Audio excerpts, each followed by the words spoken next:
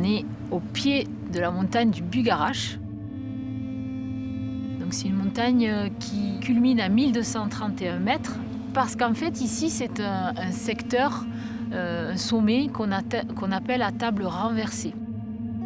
Ce qui s'est passé en fait, c'est qu'on a des roches sédimentaires à la base du Bugarache qui sont de moins 70 millions d'années et au sommet moins 135. Normalement c'est l'inverse. Et là on a une roche, un sédiment qui est vraiment très ancien et un socle qui est plus récent. C'est pour ça qu'on l'appelle la table inversée en fait.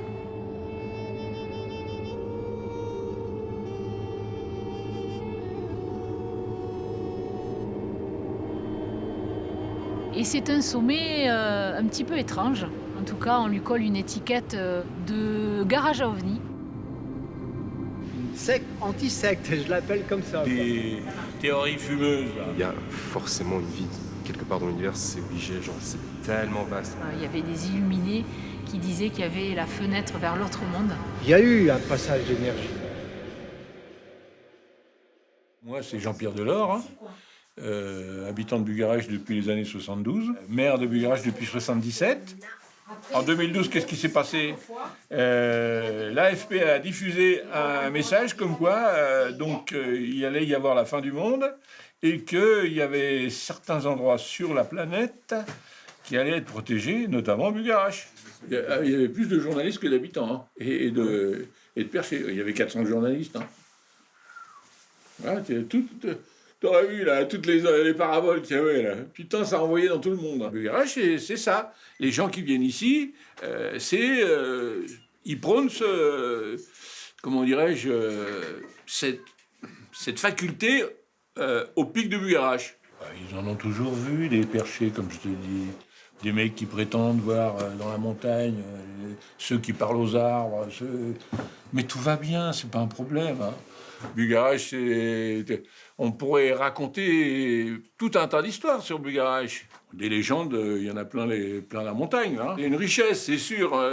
Je voudrais pas avoir un village dans la Brousse, par exemple, où tout est plat, où, à part des céréaliers qui balancent de la merde sur la terre pour crever les gens. Mais ici, au moins, il y a du relief, il y a la nature, et puis il y a des braves gens qui viennent nous voir. Ah, puis il faut laisser du mystère. Terre de légende, c'est nous où tu vas, toi. Sinon, je te dis, dans la Beauce, ils s'emmerdent, les gens.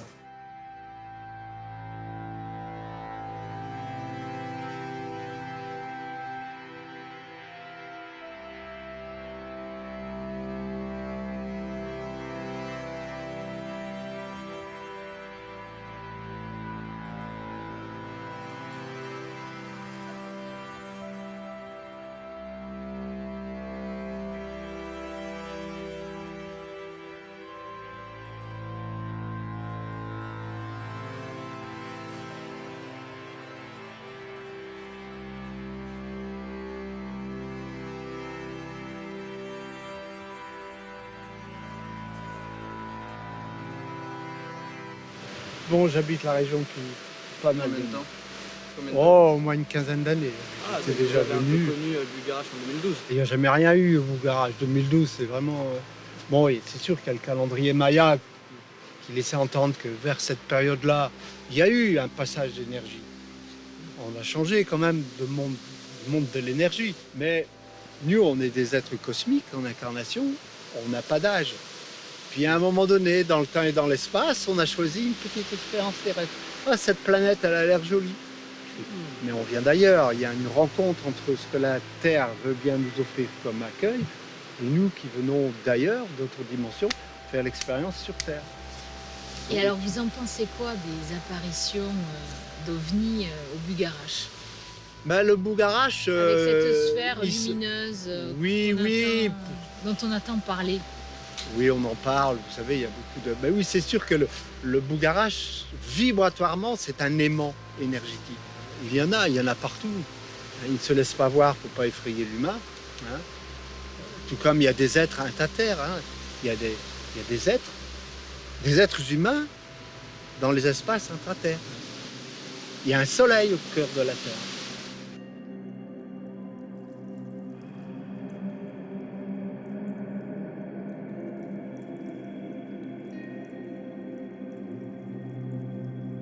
Le message que je voulais passer à la base, c'était j'ai le droit d'y croire. Tout le monde croit en plein de choses depuis la nuit des temps, que ce soit en Dieu ou machin. Si quelqu'un veut croire aux extraterrestres, quelqu'un veut croire qu'on n'est pas tout seul dans l'univers, j'ai pas vraiment de problème avec ça, tu vois. Donc moi j'ai envie de dire pourquoi pas, pourquoi ne pas y croire. Il y en a certains ici qui disent que la montagne c'est un garage à ovnis, parce que dans les temps anciens de la planète Terre, un vaisseau se serait crashé là et donc des êtres en fait se seraient mis en hibernation pour attendre les secours et ce serait donc le vaisseau que certains appellent le vaisseau de la Vierge Marie.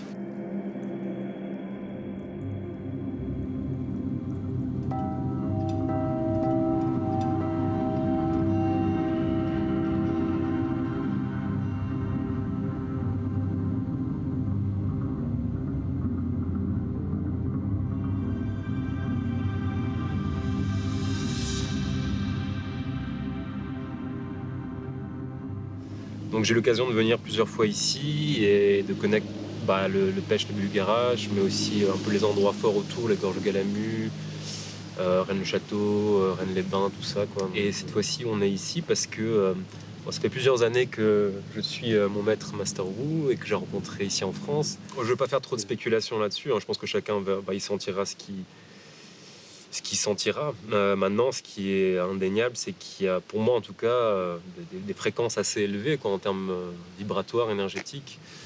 J'ai eu l'occasion de me connecter aussi aux esprits de la nature ici, plusieurs fois, et ils sont bien présents, quoi. C'est tout un cheminement, j'ai envie de dire. C'est pas en une fois nécessairement qu'on va établir cette connexion, ce qu'on appelle la cultivation intérieure. En tout cas, c'est ce que propose mon maître aussi dans cette voie taoïste, mais pas que. Hein. Je pense que toutes les voies dans le monde entier en parlent. C'est vider la tête, tout simplement, quoi. Vider la tête pour revenir dans le corps, dans le cœur, et sentir à partir d'un autre niveau de perception, en fait, les choses, sans forcément vouloir les interpréter, les comprendre avec la tête, mais juste être présent et vivant.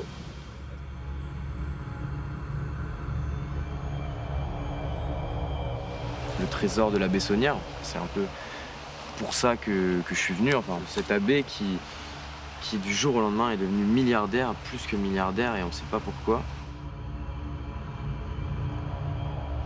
Ici, on sait qu'il y a eu des Romains, donc les tombeaux romains. On a même rencontré des gens qui ont trouvé des tombeaux. Donc ça appuie encore plus le truc. Pour découvrir la région, c'était très simple. C'est mon frère qui est venu ici une quarantaine d'années. Hein.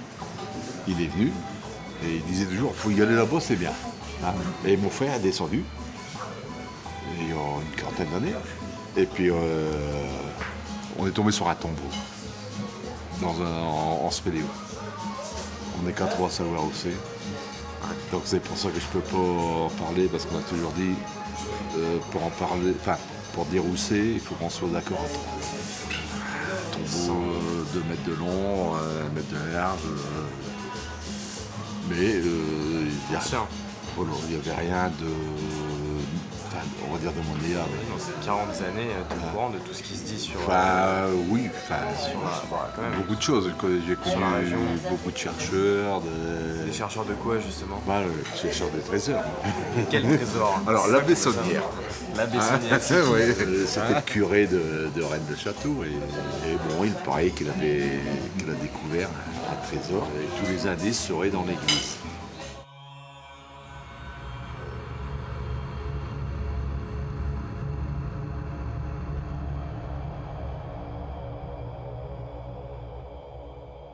C'était pas le sous-fifre, on va dire, un élève de l'abbé Boudet de Rennes-les-Bains. Il a éloigné la Bessonnière de Rennes-les-Bains, ça c'est sûr. Il l'a éloigné de Rennes-les-Bains. Lui, quand il est rentré dans cette petite chapelle là-haut, il a cassé l'hôtel. Il voulait faire des travaux, il a cassé l'hôtel. Pour moi, il a trouvé des documents compromettants qui compromettent en fait le christianisme.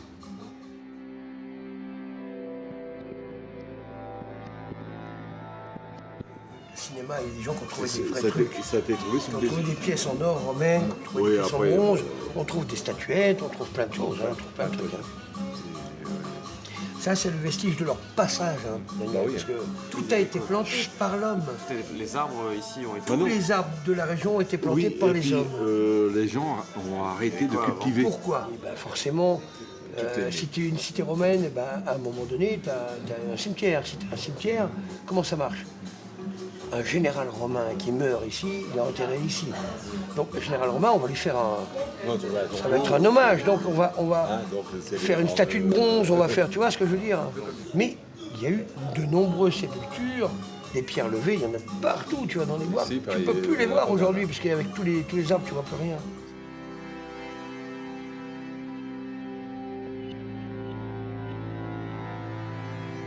Le triangle d'or, j'appelle ça moi. Bugarache, Rennes-les-Bains, Rennes-le-Château.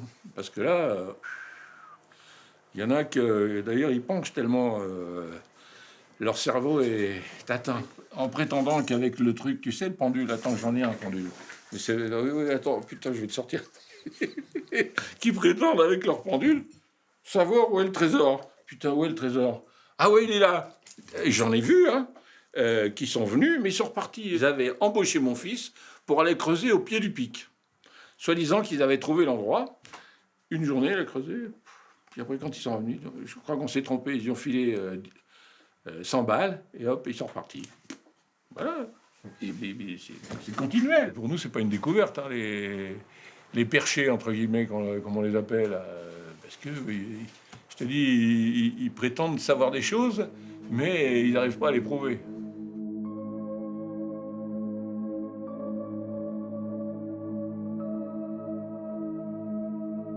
Et cette montagne, elle est mythique, d'un point de vue énergétique vibratoire. On est sur ici une terre qui est très forte, très forte. Cette puissance énergétique, elle s'étend très loin, jusqu'à 200 km, on peut l'apercevoir.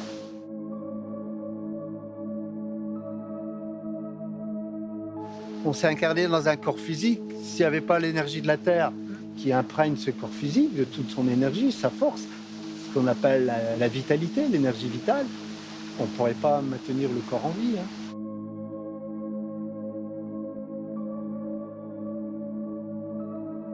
Vous savez, la nature vit, elle n'est pas figée. Donc ça bouge beaucoup, hein, les énergies circulent, c'est une danse, les énergies. Le corps est une rivière. Hein. En allant, tout est changé. Hein. On peut serrer la main maintenant, on se revoit dans un an. C'est pas le même corps physique. Tout a été changé, tout. Et c'est pareil pour la nature autour de nous. Hein. On respire ce que les arbres ont expiré, et c'est ça qui est bien, et c'est ça la régénération.